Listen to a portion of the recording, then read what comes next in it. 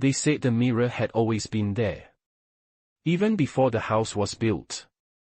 It was tall and black, with a warped silver frame that curled like vines or veins, no one quite agreed which. Agnes first noticed it in the servants' hallway, tucked between the root cellar and the linen press. It wasn't her job to clean the hallway, she was just meant to bring warm water to the upper rooms, but the glass caught her as she passed. It didn't reflect right.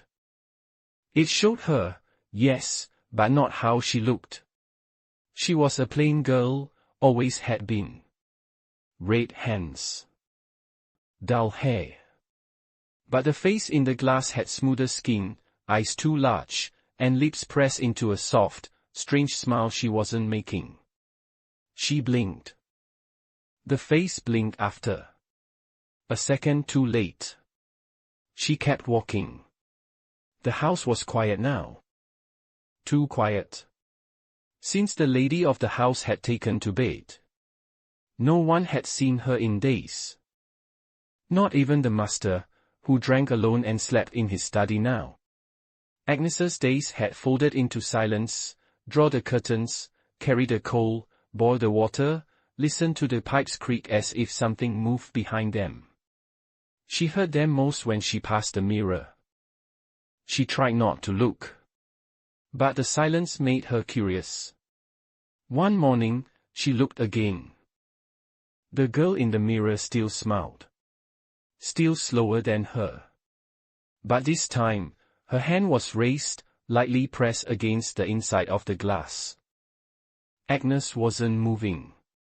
She dropped the basin. Water splashed. Her skirt soaked cold. She didn't look back. Later, scrubbing the steps alone, Agnes asked Cook if she'd ever seen the mirror in the hallway. Cook just muttered, "That old thing," and kept chopping onions. But when Agnes pressed her, asked where it came from, Cook stopped. Said she thought the master's mother had brought it from the old country.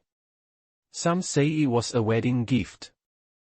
Others say a funeral one. No one touches it, Cook said. Don't look in it too long. It remembers. Remembers what? Cook just shrugged. Agnes didn't sleep that night. The image stayed behind her eyes, her own face, smiling wrong. The next time she passed it, she was careful. She peeked from the side. The girl in the glass didn't smile anymore. She looked tired. Skin paler. Hair darker. But worst of all, her dress had changed. It wasn't Agnes's uniform anymore. It was an older thing. High neck, lace tight. From another time. Agnes stepped back, heart pounding. She glanced at her reflection in a nearby window, normal. Plain.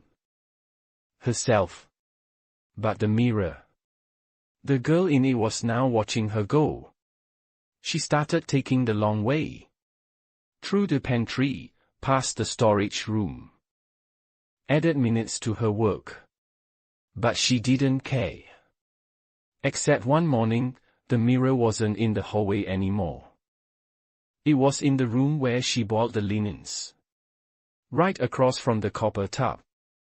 Her heart stopped when she saw it. She hadn't heard anyone move it. No one else came down this far. The girl in the mirror was sitting now. Sitting where Agnes stood, in a dress that wasn't hers, with hands folded calmly in her lap. Agnes slammed the door shut. The air turned cold. That night, she heard a knock. Not at the door. From inside her mirror. She lay frozen in bed, candle flickering low. Another knock. Then three, slow and patient. She rose. Walked barefoot across the stone floor.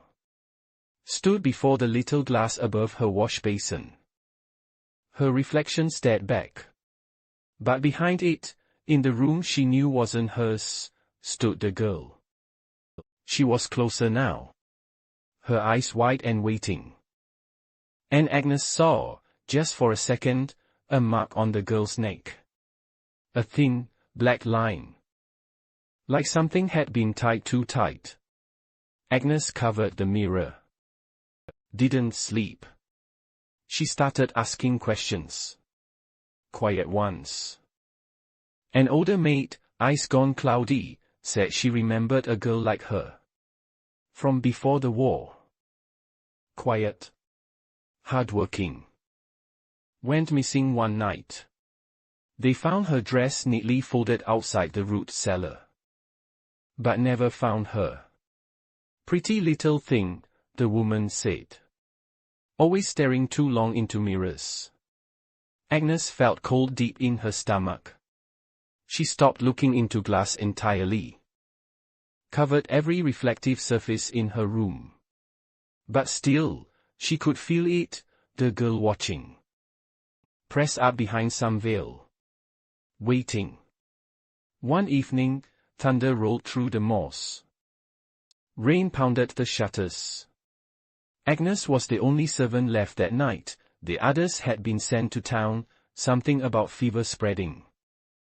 She walked the upper hall with a candle, checking windows. When she passed the grand salon, she saw it. The mirror. Standing tall, right in the center of the room. Her candle guttered. She turned. Ran. But the house was strange now, halls too long, doors not where they should be. Every room she opened had the mirror. Each time, closer. She saw her own face looking back, pale, silent, eyes wide with terror. But she knew it wasn't her anymore. Not quite. Not completely. They found the house empty. Weeks later. Dust thick on every sill. Dishes untouched. Beds neatly made. Except one. In the attic, a maid's cot. Blanket folded. Mirror covered in cloth. But on the wall, drawn with the edge of a broken comb, was a message. 4 words. Don't look at her.